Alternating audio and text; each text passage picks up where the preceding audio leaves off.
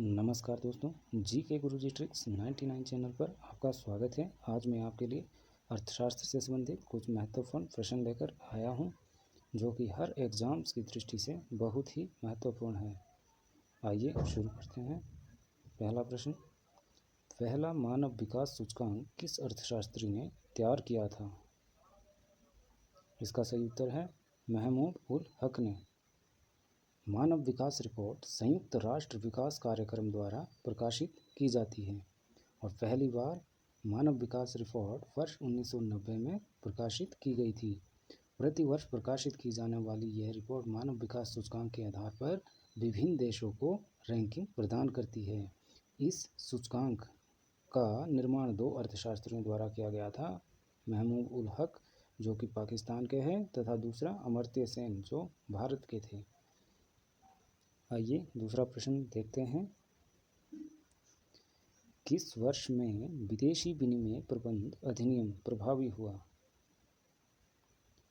किस वर्ष में विदेशी विनिमय प्रबंध अधिनियम प्रभावी हुआ? तो इसका सही उत्तर है 2003 में। भारतीय औद्योगिक वित्त निगम की स्थापना कब की गई थी?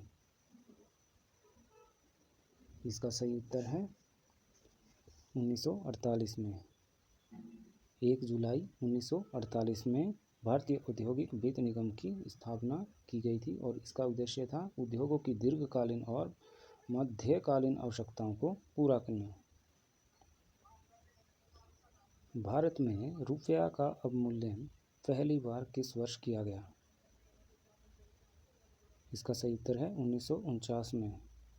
रुपया का अवमूल्यन होता है जब किसी देश द्वारा मुद्रा की विनिमय दर अन्य देशों की मुद्राओं की तुलना में जानबूझकर कम कर दी जाए ताकि निवेश को बढ़ावा मिल सके। भारत प्रमुख आयातक है। इसका सही उत्तर है दोनों का, दलहनों का भी और तिलहनों का आयातक है। दुर्गापुर इस्पात संयंत्र किसके सहयोग से स्थापित किया गया? इसका सही उत्तर है ग्रेट ब्रिटेन के सहयोग से और ये कब स्थापित किया गया था? 1950 में।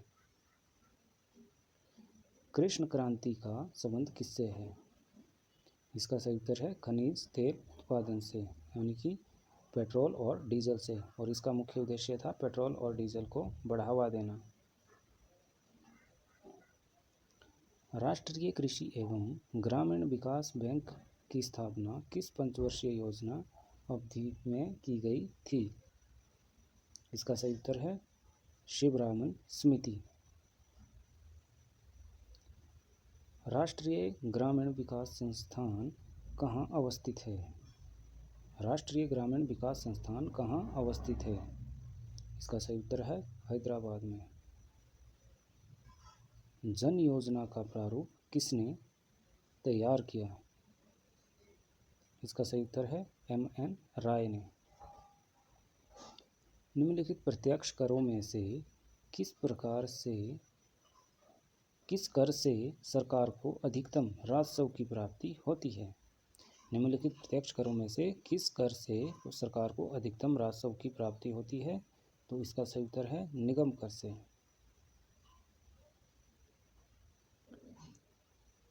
स्वाधीन भारत की प्रथम औद्योगिक नीति जिस वर्ष घोषित की गई वह थी? इसका सही उत्तर है 1948 में।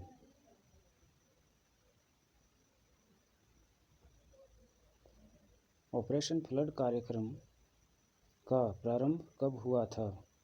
इसका सही उत्तर है 1970 में और ऑपरेशन फ्लड दुग्ध उत्पादन से संबंधित है। अगला प्रश्न देखते हैं। सार्वजनिक क्षेत्र के वाणिज्यिक बैंकों की सर्वाधिक शाखाएं किस राज्य में है? इसका सही उत्तर है उत्तर प्रदेश में। सार्वजनिक क्षेत्र के वाणिज्यिक बैंकों की सर्वाधिक शाखाएं उत्तर प्रदेश में है। मानव विकास सूचकांक किस अर्थशास्त्री की देन है? इसका सही उत्तर है महमूद उल हक की। किसने दिया था मानव विकास सूचकांक? महमूद उल हक ने। भारत सरकार द्वारा नई खनिज नीति की घोषणा किस वर्ष की गई? इसका सही उत्तर है 1993 ईस्वी में। निम्नलिखित में से किस पंचवर्षीय योजना में आर्थिक समृद्धि की दर अपने लक्ष्य से अधिक रही है?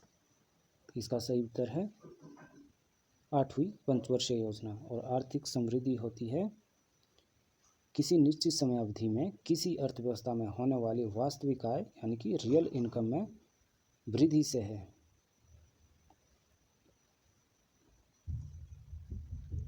प्रथम योजना आयोग के उपाध्यक्ष कौन थे? इसका सही उत्तर है गुलजारी लाल नंदा। यहाँ पर उपाध्यक्ष पूछा हुआ है, जबकि योजना आयोग के अध्यक्ष देश के प्रधानमंत्री होते हैं। कृषि में मूलतः किस प्रकार की बेरोजगारी की प्रधानता देखने को मिलती है? इसका सही उत्तर है अदृश्य बेरोजगारी की। अदृश्य बेरोजगारी होती है किसी कार्य में आवश्यकता से अधिक व्यक्तियों का संकलन होना। यदि उस कार्य में से कुछ व्यक्तियों को हटा दिया जाए तो कुल उत्पादन पर कोई प्रतिकूल प्रभाव नहीं पड़ता है। अगला प्रश्न देखते हैं। राष्ट्रीय कृषि विपणन संस्थान स्थित है? इसका सही उत्तर है जयपुर में। तो आज के लिए इतना ही। हमारे द्वारा दी गई जानकारी यदि आपको अच्छी लगी तो वीडियो को लाइक और सब्सक्राइब करना ना भूलें। धन्यवाद।